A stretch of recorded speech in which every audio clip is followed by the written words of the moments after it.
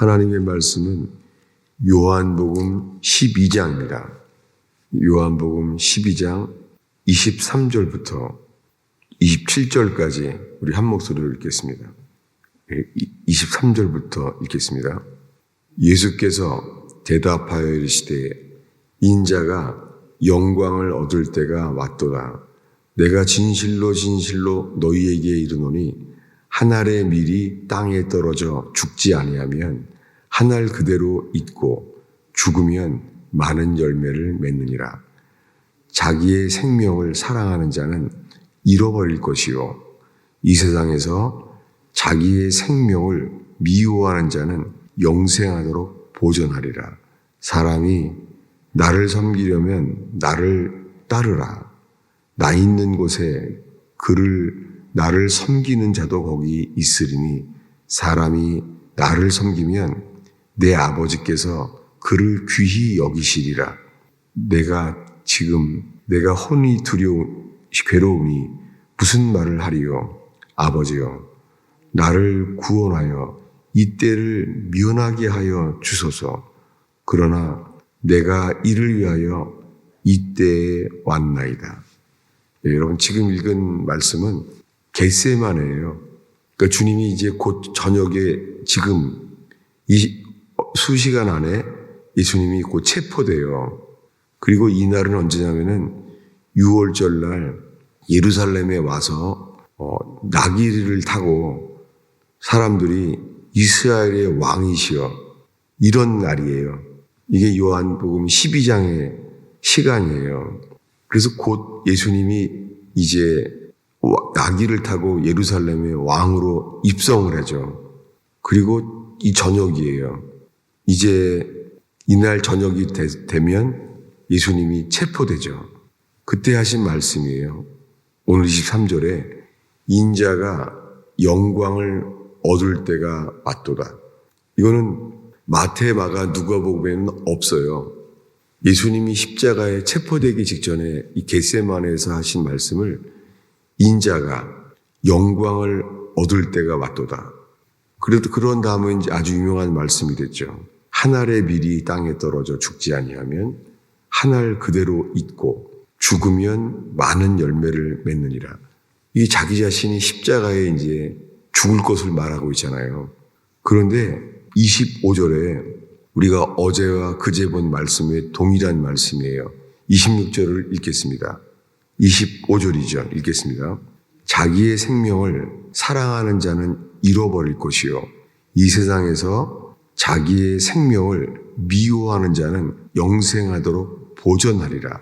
여러분, 이게 십자가에 죽기 직전에 인자가 영광을 얻을 때가 왔도다. 이때 붙여서 하신 말씀이에요.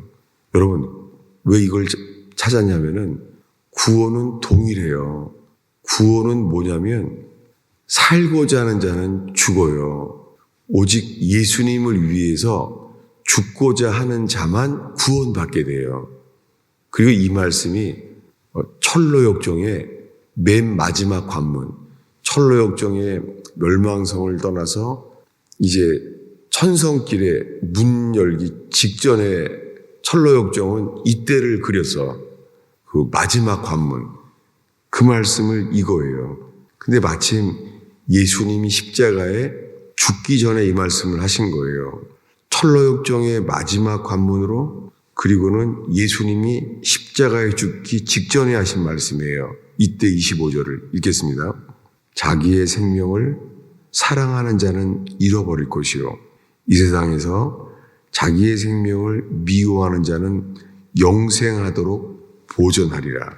도대체 인자의 영광을 얻을 때가 왜 예수님은 자기 자신을 인자가 영광을 얻을 때가 왔도다. 예수님은 자신이 십자가에 죽는 사건을 영광이라고 말했어요.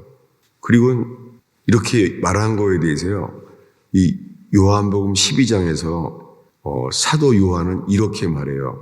어디냐면은 40절, 41절을 읽겠습니다. 그들의 눈을 멀게 하시고 그들의 마음을 완고하게 하셨으니 이는 그들로 하여금 눈으로 보고 마음으로 깨닫고 돌이켜 내게 고침을 받지 못하게 하려 함이라 하였음이더라. 이사야가 이렇게 말한 것은 주의 영광을 보고 주를 가리켜 말한 것이다. 지금 이사야서를 인용하면서요, 사도 요한이 사도 이사야가 주의 영광을 봤다는 거예요. 그래서 주의 영광을 보고 주님에 대해서 기록했다는 거예요.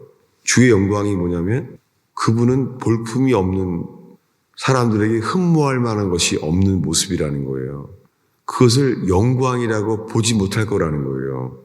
그래서 지금 40절을 왜 읽었냐면 돌이켜 고침을 받지 못하게 하리 함이라.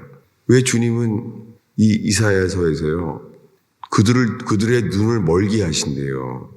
그들의 마음을 완고하게 하셨다는 거예요. 그들로 하여금 눈으로 보고 마음으로 깨닫고 돌이켜 내게 고침을 받지 못하게 하려 함이라. 그러니까 주님이 죄사함을 받지 원치 않는다는 거예요. 이것은 이 마가복음 4장 12절에 동일한 말씀이 나와 있는데요. 이 영광을 보면 어떻게 됩니까? 인자가 영광을 올 때가 왔도다. 영광을 보는 자는 거듭나요. 이게 붙어 있습니다. 그럼 주의 영광을 봤다고 그랬잖아요. 영광을 보는 게 무슨 뜻입니까? 다시 한번 오늘의 본문 12장 23절을 읽겠습니다.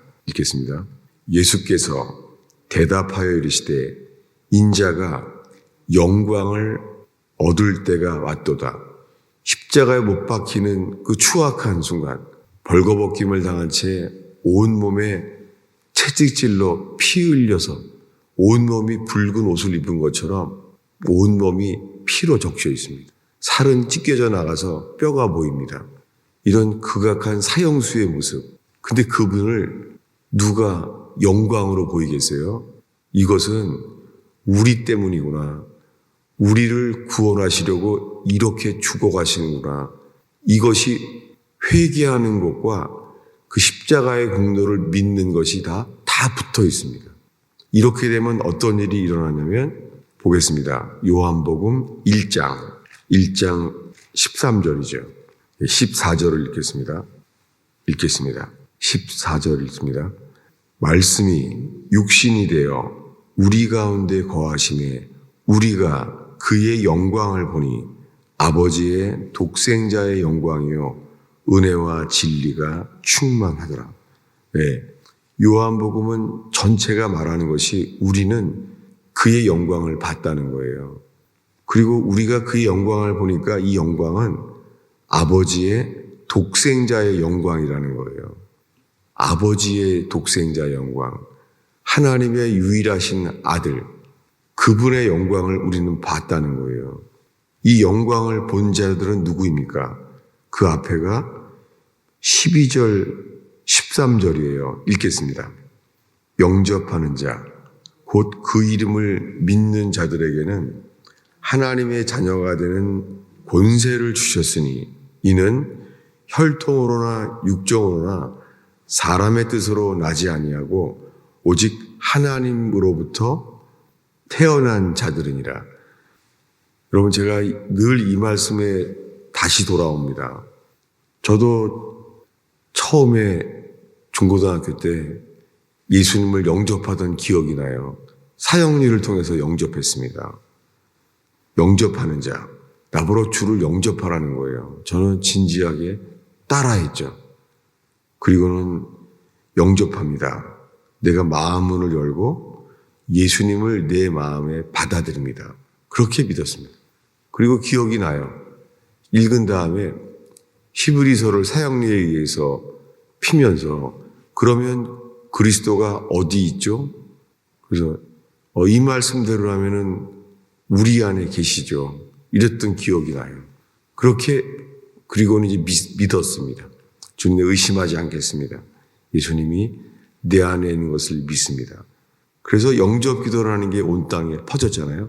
근데 저는 이 12절 말씀은 특별히 그 당시에 내비게이터 암송카드라고 하는 성경 암송카드에 있는 거예요, 이 본문이. 근데 이 12절 다음에요. 영접하는 자, 그 이름을 믿는 자들, 그들은 하나님의 자녀가 되는 권세를 주셨으니 이들이 누군지가 12절에서 13절 넘어가는데 인생을 다 보낸 거예요. 이들은 누구냐면 혈통으로나 육정으로나 사람의 뜻으로 나지 아니하고, 혈통이 아니라 그냥 피예요. 혈. 그리고 육정이 아니에요. 그냥 육신이에요. 육의 뜻.